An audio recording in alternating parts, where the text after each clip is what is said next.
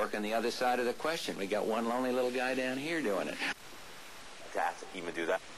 Were 1,000 lobbyists, many from the powerful American-Israel Public Affairs Committee, known as Aipac. Its annual convention in Washington sends members out to work the Hill. On the issue of loans, Congress got the message. We should stick with our friends. Just not the right or fair way to treat an ally. By forcing the fight, the president gets in the way of the peace process. President Bush vowed to stand firm. I'm not going to shift the foreign policy of this country because of political expediency. I can't do that and have any credibility worldwide. In June 1992, Israel voted in a new prime minister, Yitzhak Rabin, who promised to curb settlement growth. Anyway, welcome once again. We're very pleased you came. In August, Bush and Rabin reached an agreement.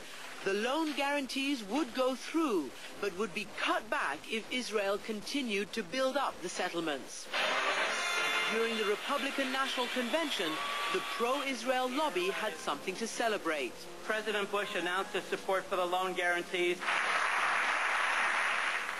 But during the next 15 years, the settlement population more than doubled. And to this day, no other administration has so publicly threatened to withhold financial support because of the settlements. We've been able to promote strong, close U.S.-Israel relations. For Israel's friends on Capitol Hill, the pro-Israel lobby writes legislation, offers free trips to Israel, and contributes money.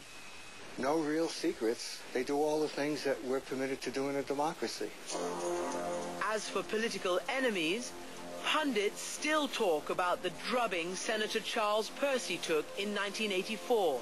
They pressured me, they threatened me.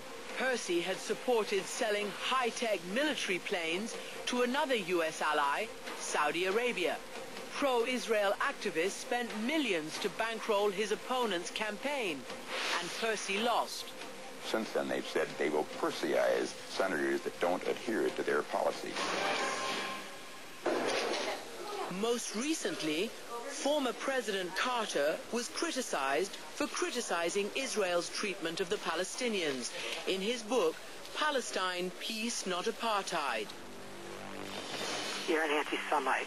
It's very difficult to speak publicly in criticism of Israel. And let me explain why I think you're a bigot, a racist, and an anti-Semite. I've been publicly called anti-Semitic, even in full-page advertisements in the New York Times.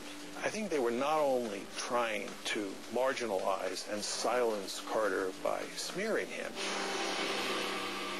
they were also sending a message to anyone else in the body politic who had thoughts about criticizing Israel. Morris Amate says he doesn't consider Carter or Mearsheimer anti-Semitic, simply misguided. Promoting an agenda in which Israel's the bad guy. Basically, the United States and Israel have the same goals in the Middle East. Peace, prosperity, keeping terrorists out. I just think that the success of the pro-Israel community is the fact that they have good arguments on their side. Arguments and political clout that have kept foreign aid flowing, while religious settlers continue to count their blessings.